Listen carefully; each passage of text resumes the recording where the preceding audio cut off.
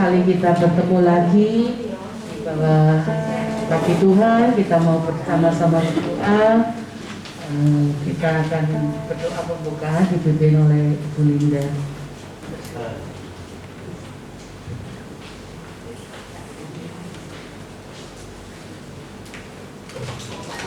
Haleluya, mari kita sama-sama masuk di dalam doa. Kita musrahkan doa malam di tangan Tuhan. Haleluya. Bapa surgawi, Bapak yang baik, Tuhan Yesus, kami mengucap syukur malam hari ini kami masih bisa datang di rumah Tuhan. Kami mau sama-sama Tuhan menyembah, menyenangkan hati Bapa di surga, karena Tuhan sudah terlalu baik buat kami semuanya. Biarlah Tuhan, kalau kami bisa ada saat ini, sungguh Bapa anugerah-Mu yang besar. Biarlah kami mau sungguh-sungguh datang di bawah kaki-Mu. Biar Roh Allah sendiri yang pimpin dari permulaan sampai selesainya. Hamba-Mu boleh menyerahkan Tuhan yang bertugas pada malam hari ini. Baik saudara-saudara kami yang sudah hadir di tempat ini, Tuhan jamah setiap kami. Roh Kudus pimpin dari permulaan sampai selesainya. Kau urapi Tuhan satu persatu. Kami percaya Tuhan yang lemah, yang sakit, yang di dalam jalan buntu, Tuhan ada jalan keluar buat setiap kami. Tuhan pasti mendengar dan pasti menolong. Karena Allah yang kami sembah adalah Allah yang dahsyat, Tuhan luar biasa, Tuhan yang tahu isi hati setiap kami. Tuhan, kami tidak bisa sebutkan satu persatu, tapi kami percaya Tuhan mengenal setiap domba-domba-Mu. Terima kasih Tuhan. Inilah doa dan ucapan syukur hamba-Mu, baik yang belum datang Tuhan juga urapi, lindungi, tibakan dengan selamat. Kami boleh sama-sama memuji dan menyembah Tuhan. Terima kasih Bapak yang baik. Tuhan, kalau kesempatan ini masih ada, biarlah kami mau sungguh-sungguh berdoa buat semuanya Tuhan. Baik saudara-saudara ya Tuhan, yang rasa-rasa datang, mereka mungkin Tuhan, mungkin mereka mempunyai hati yang di rumah saja. Biarlah Tuhan gerakkan hatinya, ampuni, supaya benar-benar kami boleh ada roh yang berkobar-kobar. Karena Tuhan sudah banyak sekali menolong kami.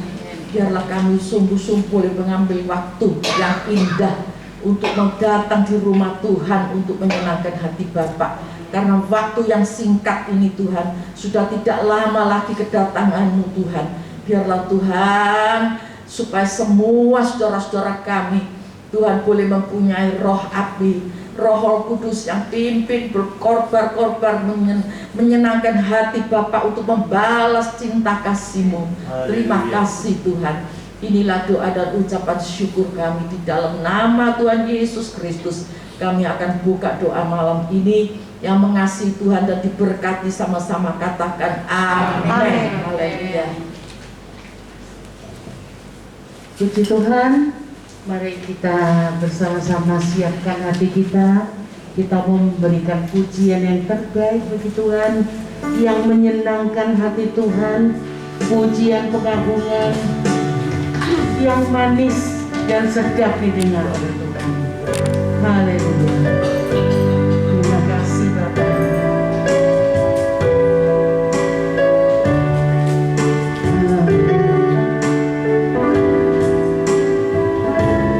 Ya Tuhanku, aku hendak bernyanyi bagimu selama aku hidup.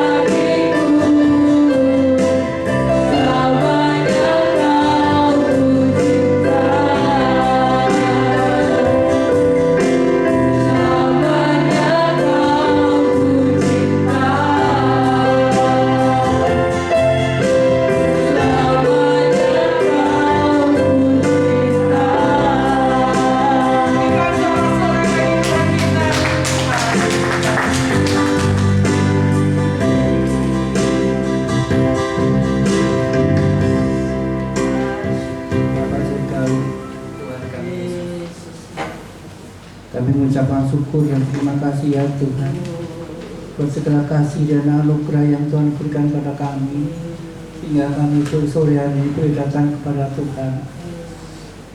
Tuhan, sebelum kami mengambil tahta-Mu Tuhan, kuduskanlah hati dan lidah kami Tuhan, supaya benar-benar layak hidup kami benar di hadapan-Mu.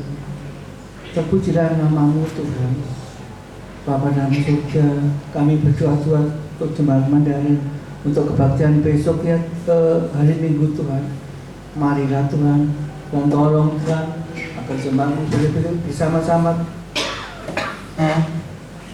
boleh berbakti ya Tuhan. Terpujilah nama-Mu Tuhan.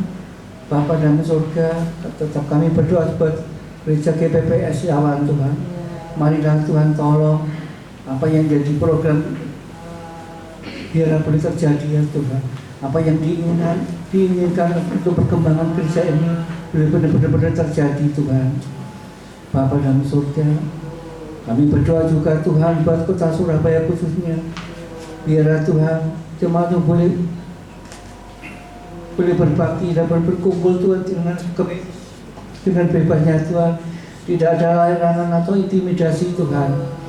Tuhan Yesus, biarlah Tuhan tolong Tuhan untuk jemaat-Mu yang lainnya Tuhan, yang mungkin dalam pedesaan, mungkin dalam intimidasi.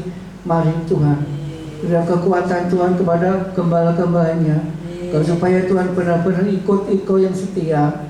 Biarlah tidak ada gangguan apapun. Terima kasih Bapa yang baik. Terpujilah nama-Mu ya Tuhan. Tuhan, kalau sebentar kami tidak mendengarkan firman-Mu, marilah Tuhan Engkau berbicara melalui hamba-Mu, sehingga kami boleh mendengar dan melakukannya Tuhan. Biarlah dalam kehidupan kami boleh berbuah ya Tuhan, sehingga kami telah Engkau panggil, kami boleh layak di hadapan-Mu. Terima kasih Bapa yang baik. Terpujilah nama-Mu Tuhan. Segala puji dan hormat mulia hanya bagi Engkau. Dalam nama Yesus kami berdoa. Amin.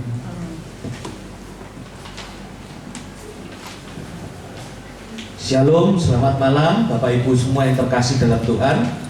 Pertama-tama izinkan saya untuk memberikan pengumuman terlebih dahulu bahwa mulai besok hari Minggu, ibadah dan seluruh ibadah umum yang ada di gereja kita tidak lagi disiarkan secara langsung atau live stream.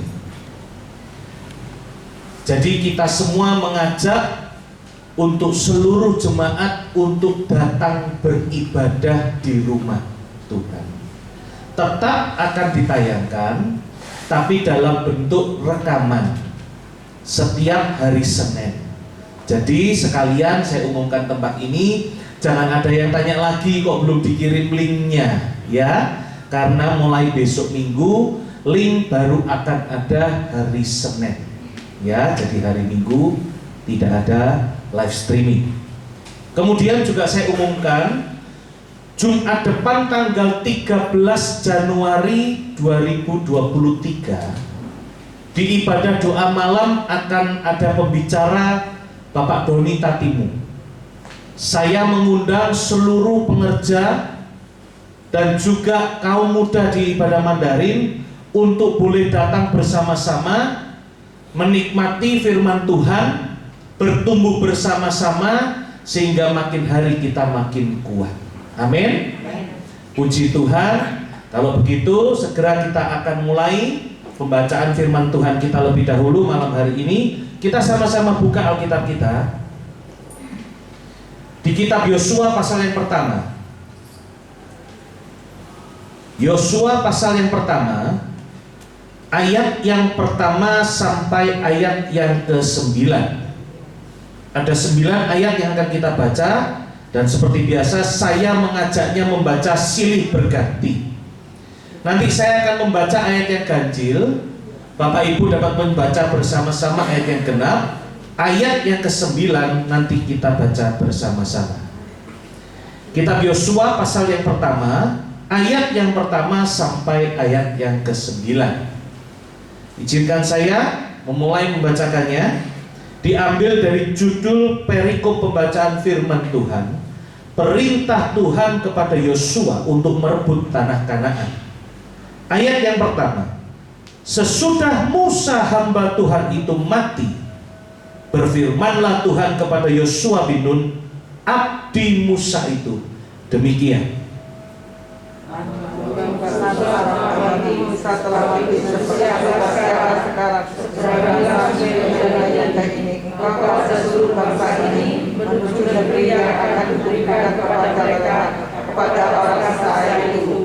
Ayat 3, setiap tempat yang akan diinjak oleh telapak kakimu kuberikan kepadamu, seperti yang telah kujanjikan kepada Musa.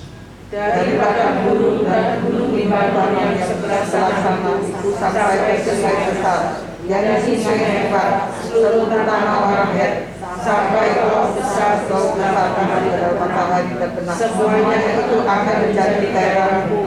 Seorang pun tidak akan dapat bertahan menghadapi engkau seumur hidupmu. Seperti aku menyertai Musa, demikianlah aku akan menyertai engkau. Aku tidak akan membiarkan engkau dan tidak akan meninggalkan engkau. Kuatkan dan teguhkanlah hatimu, sebab engkau yang akan memimpin bangsa ini, memiliki negeri yang dijanjikan kepada sudah dengan sumpah dengan nenek moyangmu. Mereka berikan kepada mereka. Hanya kuatkan dan teguhkanlah hatimu dengan sungguh-sungguh. Bertindaklah hati-hati sesuai dengan seluruh hukum yang telah diperintahkan kepadamu oleh hambaku Musa. Janganlah menyimpang ke kanan atau ke kiri, supaya engkau beruntung kemanapun engkau pergi. Janganlah engkau lupa memperkatakan kitab Taurat ini, tetapi merenungkan siang dan malam, supaya engkau bertindak hati-hati sesuai dengan segala yang tertulis di dalamnya. Sebab dengan demikian perjalananmu akan berhasil dan engkau akan beruntung. Ayat 9 kita baca bareng, 1, 2, 3. Bukankah telah kuperintahkan kepadamu, kuatkan dan teguhkanlah hatimu, janganlah kecut dan tawar hati, sebab Tuhan Allahmu menyertai engkau kemanapun engkau pergi. Amin. Kita menghadapi tahun 2023. Saya sudah kasih di bulan November kira-kira prediksi apa yang akan terjadi tahun 2023. Kita boleh baca di seluruh media, tahun 2023 yang kita masuki sekarang ini tahun yang penuh tantangan. Tapi kembali lagi, malam hari ini kita mau belajar kebenaran firman Tuhan yang ingin supaya setiap kita kuat dan teguh hati kita. Amin. Jadi kalau dalam bahasa Inggrisnya itu selalu tertulis dengan kata be strong and courageous. Kalau dalam bahasa Mandarinnya itu kang jiang, cuang tan. Betul? Cuang tan. Ya. Jadi harus kuat, berdiri teguh. Kalau di dalam terjemahan lain, bahkan di terjemahan lama, itu harus berani menghadapi tahun yang penuh tantangan. Kita harus berani. Kita belajar satu perkara dari Yosua. Firman Tuhan ini ditulis, Tuhan berkata langsung kepada Yosua, hambaku Musa telah mati. Engkau yang akan memimpin bangsa ini memasuki tanah perjanjian, yaitu tanah Kanaan. Ini merupakan masalah besar buat seorang yang bernama Yosua bin Nun. Yosua menghadapi 4 macam kendala tantangan yang harus dihadapi ketika dia terima suara Tuhan ini. Yang pertama, usia Yosua sudah tidak muda lagi. Ketika Musa mengangkat tongkat di atas bukit, Yosua berperang memimpin pasukan di depan. Usia Yosua masih muda. Tapi ketika firman Tuhan ini turun dan hambanya Tuhan Musa sudah mati, usia Yosua kurang lebih 80 sampai 85 tahun. Bukan usia yang muda. itu menjadi sebuah tantangan. Memimpin sebuah bangsa besar untuk memasuki tanah perjanjiannya Tuhan di usia 80 sampai 85 tahun. Saya yakin kalau hari ini di tempat ini ya pasti akan bilang Tuhan tidak sanggup, nggak ada sing enom dah. Ya, bukan banyak yang seumur 60 sudah ngomong mau pensiun. Ya, nggak gitu. Ini 80, perkiraannya bahkan 85 tahun ketika Yosua terima perintah Tuhan ini. Dan ini Tuhan sendiri yang berkata kepada Yosua. Ini adalah kendala yang pertama yang dihadapi oleh Yosua. Ada kendala yang kedua. Yosua harus memimpin sebuah bangsa besar yang terkenal tegar tengkuk. Tahu tegar tengkuk? Tengkuk itu ada di pundak sini. Ya. Dan kalau sudah tegar, itu tidak bisa dipakai buat tengok kanan atau tengok kiri lagi. Itulah bangsa Israel. Gurunya dia, maka Yosua selama dia hidup dipanggil sebagai abdi Musa. Dia adalah hambanya Musa. Ketika dia hidup, dia menyaksikan sendiri bagaimana Musa pun akhirnya tidak diizinkan Tuhan masuk ke tanah perjanjiannya Tuhan. Karena apa? Bangsa Israel yang tegar tengkuk ini. Akhirnya Musa menjadi marah. Dan akhirnya yang Tuhan perintahkan ketuk dengan tongkatnya. Akhirnya Musa marah. Dia pukul batu itu sehingga keluarlah air. Akhirnya Musa tertolak. Gurunya sendiri, panutannya sendiri tidak diizinkan Tuhan masuk ke tanah Kanaan. Yosua menghadapi tantangan yang berat. Ketiga, tantangan yang lebih berat lagi adalah sudah tidak ada Musa lagi. Selama Yosua keluar dari tanah perbudakan di Mesir, selalu ada yang membimbing, selalu ada yang ngajari, selalu ada yang menuntun, selalu ada yang kasih nasihat, yaitu Musa. Sekarang Musa sudah mati. Yosua harus memimpin sendiri di usia yang tua, yang dipimpin bangsa yang terkenal dengan tegar tengkuknya. Yang ketiga, panutannya, gurunya sudah mati.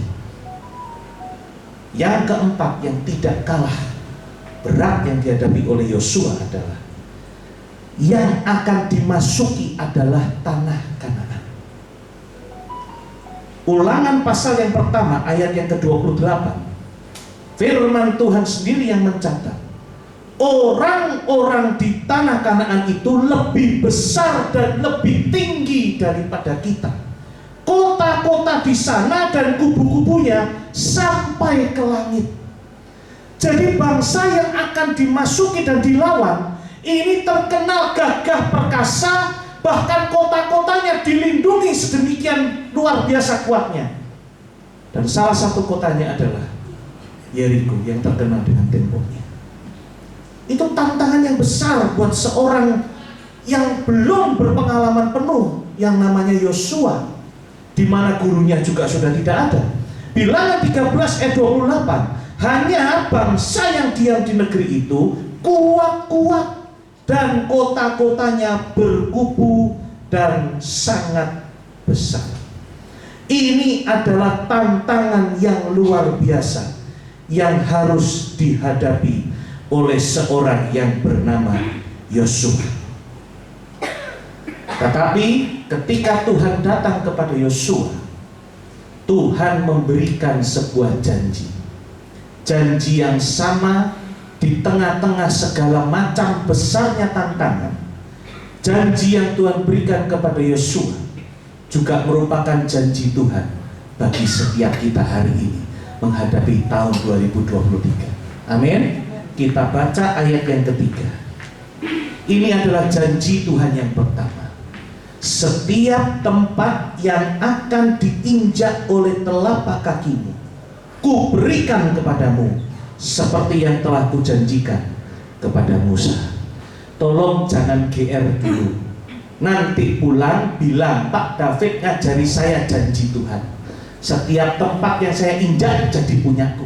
Akhirnya pulang pergi ke rumah tetangga, injak perut tanah tetangganya. Ya, bilang ini akan jadi punyaku. Itu maling. Ini Tuhan hanya berikan kepada bangsa Israel di dalam masanya Yosua waktu itu. Tapi bagi kita artinya adalah lain. Artinya sepanjang tahun ini, jalan apa yang kita harus tempuh, masalah apa yang kita harus hadapi, Tuhan akan selalu menyertai. Amin. Tuhan akan memberikan kepada kita kemenangan demi kemenangan karena ada Tuhan yang selalu menyertai kita. Amin. Ini adalah janji Tuhan buat kita semua yang dapat kita pelajari malam hari ini. Ada janji yang kedua yang terdapat di ayat yang kelima. Seorang pun tidak akan dapat bertahan menghadapi engkau seumur hidupmu. Seperti aku hanya besar, yaitu Tuhan, menyertai Musa, demikianlah aku menyertai engkau. Aku tidak akan membiarkan engkau dan tidak akan meninggalkan engkau. Masalah yang dihadapi Yosua, dia boleh kehilangan panutannya, dia boleh kehilangan gurunya. Musa boleh tidak menyertai perjalanan Yosua lagi. Tapi sadarkah bahwa Allah yang menyertai Musa itu yang sekarang menyertai Yosua? Amin. Allah yang melalui tangan Musa membuka laut Teberau itu, Allah yang sama yang saat ini menyertai Yosua. Ketika saya merenungkan firman Tuhan ini, saya teringat dengan sebuah lagu lama di gereja papa saya yang nyanyinya masih pakai buku pujian. Ya, lagunya seperti ini. Sepanjang jalan Tuhan bimbing, itu cukup bagiku. Rahmat-Nya selalu serta dan melindungi daku. Cukup kalau sepanjang jalan Tuhan yang bimbing. Amin. Makanya tidak salah ketika Daud menulis Tuhan adalah gembalaku yang baik. Dia mengatakan, sekalipun aku harus berjalan lewat lembah kegelapan, aku tidak takut bahaya. Gadamu dan tongkatmu beserta dengan aku. Amin. Jangan takut. Orang tahun ini boleh punya rencana jahat dengan kita. Kita juga tidak akan tahu hari depan akan seperti apa. Mungkin bisnis kita sedang menghadapi tantangan, mungkin keluarga kita sedang menghadapi goncangan masalah, mungkin pelayanan kita juga sedang digoncang. Kita tidak akan tahu sepanjang tahun ini. Kita baru melangkah hari ke-6 tahun ini. Masih ada kurang lebih 360 hari ke depan yang kita tidak akan tahu. Tapi janji Tuhan, kalau Tuhan menyertai, itu cukup bagi kita. Amin. Tidak ada satu orang pun dan satu masalah pun yang dapat bertahan di depan kita kalau ada Tuhan yang beserta dengan kita. Amin. Tapi ada syaratnya. Nah, ini yang jangan senang dulu. Ya, sudah terima janjinya Tuhan, tapi tidak mau terima syaratnya. Ya, ada syaratnya supaya kita pelajari bersama-sama. Kita sama-sama buka Yosua 1 ayat 7 sampai ayat yang ke-8. Yang menarik adalah di sana ada 3 kata yang saya harus garis bawahi. Yang pertama dibuka dengan kata hanya, kemudian ada kata supaya, dan kemudian sebab dengan demikian. Mari kita baca sama-sama aja. 1 Yosua pasal yang pertama ayat 7 dan ke-8. 1, 2, 3. Hanya kuatkan dan teguhkanlah hatimu dengan sungguh-sungguh, bertindaklah hati-hati sesuai dengan seluruh hukum yang telah diperintahkan kepadamu oleh hambaku Musa. Janganlah menyimpang ke kanan atau ke kiri, supaya engkau beruntung kemanapun engkau pergi. Janganlah engkau lupa memperkatakan kitab Taurat ini, tetapi renungkanlah itu siang dan malam, supaya engkau bertindak hati-hati sesuai dengan segala yang tertulis di dalamnya, sebab dengan demikian perjalananmu akan berhasil dan engkau akan beruntung. Jadi dimulai dengan kata hanya, berarti hanya satu saja yang paling penting: kuatkan dan teguhkanlah hatimu. Kita bisa kuat, bisa teguh, tidak tergoncangkan kalau kita melekat pada dasar yang kuat, yaitu batu karang, yaitu firman Tuhan. Amin. Makanya Tuhan mengatakan perumpamaan orang yang bijak dan orang yang bodoh. Orang yang bodoh pilih gampangnya, bangun rumah di atas tanah berpasir karena gampang, cepat kelihatan jadinya. Sedangkan orang yang bijak membangun rumahnya di atas dasar batu. Itu orang yang bijak.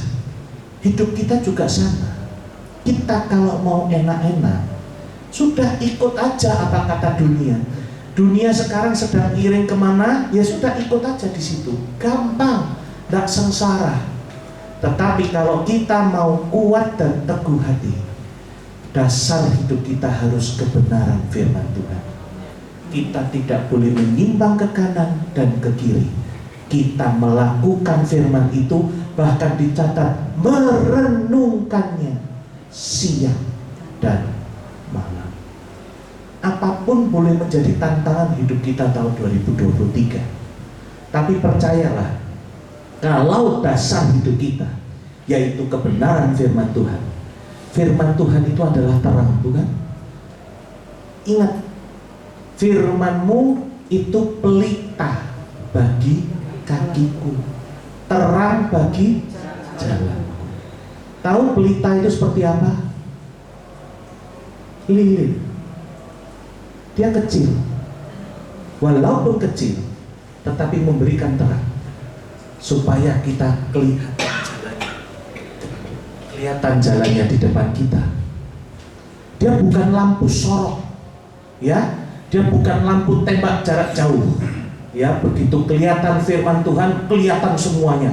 Oh, itu tidak menarik hidup seperti itu. Firman Tuhan itu seperti lilin kecil yang akan menuntun setiap langkah kita, sehingga ketika kita melangkah, kaki kita tidak akan terantuk, kita tidak akan jatuh sampai tergeletak. Itulah kekuatan firman Tuhan. Ada yang kedua, supaya engkau beruntung kemanapun engkau pergi. Ya, ditutup, sebab dengan demikian perjalananmu akan berhasil dan engkau akan beruntung. Bicara mengenai beruntung diulang 2 kali. Ya, ini berarti penting untuk kita pelajari. Banyak yang orang berkata hari ini beruntung itu berarti cuanci. Betul demikian? Hah? Apakah beruntung harus dihitung dengan uang cuannya berapa? Itu baru namanya beruntung, itu namanya untung. Yang namanya beruntung itu kalau secara kalkulator, secara rumus di dunia ini itu tidak mungkin. Tetapi ternyata engkau melihat itu terjadi dalam hidupmu. Amin. Itu yang namanya beruntung. Saya baru betul-betul merasakan sungguh-sungguh beruntung ketika saya di posisi yang paling tidak enak, di mana saya mulai diajar Tuhan untuk menghitung. Buka kalkulatormu, mau kalkulator handphone, mau kalkulator yang ada di dapur, yang ada di rumah, mau model ngitung cara rumus apapun, hitung kira hidupmu bagaimana. Ketika saya buka hitung-hitungan, apa yang mungkin kelihatan saya akan terima setiap bulan, dibandingkan dengan pengeluaran untuk nyekolahkan anak dan untuk biaya hidup rumah tangga, kalau dihitung di muka, semuanya hasilnya minus. Tapi kenapa saya diajari Tuhan? Itulah artinya engkau beruntung. Ketika semua cara kalau dipakai tidak mungkin, ternyata Tuhan kasih lebih. Amin. Amin. Siapa yang tidak mau beruntung? Semua orang pasti kepingin beruntung. Makanya syarat ini tidak boleh, tidak harus kita lakukan dalam hidup kita. Dan kata kuatkan dan teguhkanlah hatimu, ini bahkan ditulis 4 kali di sepanjang Yosua pasal yang pertama. Dan Tuhan bicara dengan Yosua, berkata kuatkan dan teguhkanlah hatimu, tertulis 3 kali. Kalau sesuatu ditulis berkali-kali, itu berarti artinya sangat penting. Kita boleh lihat perbandingannya di Injil Matius pasal yang ke-6 ayat 25 sampai 34. Gak usah dibuka, nanti di rumah aja. Di situ tertulis, janganlah khawatir akan hidupmu, akan apa yang hendak kamu makan minum, dan janganlah khawatir pula akan tubuhmu, akan apa yang hendak kamu pakai. Ayat 28, dan mengapa kamu khawatir akan pakaian? Ayat 31, sebab itu janganlah kamu khawatir dan berkata, apakah yang akan kami makan, kami minum, kami pakai. Ayat 34, sebab itu janganlah kamu khawatir akan hari besok. Ditulis berapa kali kata jangan khawatir hanya dalam satu perikop untuk menekankan pentingnya kata ini. Kata kuatkan dan teguhkanlah hatimu ditulis 3 kali dengan maksud yang penting, karena pelajarannya ada di ayat yang ke-9. Supaya kalau kita kuat dan teguh, kita tidak akan gampang kecut dan tawar hati. Amin. Banyak anak Tuhan itu ternyata hari ini seringnya nelongso. Ketika ngadepi masalah, ya, dibawanya kepikiran. Bukan dibawa untuk muji Tuhan, nyembah Tuhan. Bukan malah datang ibadah doa, tapi di rumah mikir. Percaya sama saya, masalah itu kalau makin dipikir, makin mumet. Makin dipikir caranya gimana, maka akan kebulet-bulet. Betul? Datang kepada Tuhan. Kalau kita semakin kuat dan teguh, kita tidak akan gampang kecut dan tawar hati. Amin. Amsal 24 ayat yang ke-10 dikatakan, jika engkau tawar hati di masa kesesakan, kecil kekuatanmu. Amin. Kita tidak akan berdaya, kita malah akan ditindas dengan masalah. Kita akan semakin terpojok oleh masalah. Tapi kalau kita kuat dan teguh bersama Tuhan, kita akan melewati apa yang tidak mungkin buat pikiran manusia. Tuhan nyatakan dalam hidup anak-anaknya. Amin. Jadi jangan takut menghadapi tahun 2023. Di mana-mana bilang banyak tantangan.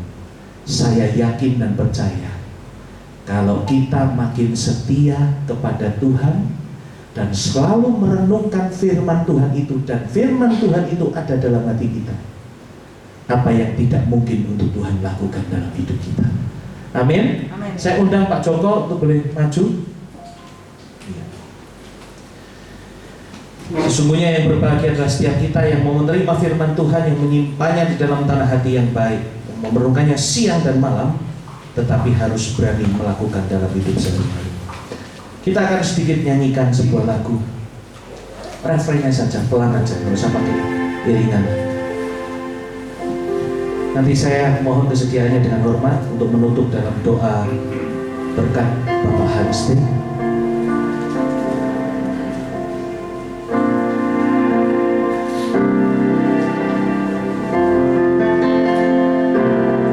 Di saat ku tak berdaya, kuasa-Mu yang sempurna, ketika ku percaya mujizat itu nyata, bukan karena kekuatan, namun Roh-Mu yang Tuhan. Ketika ku berdoa, mujizat itu nyata.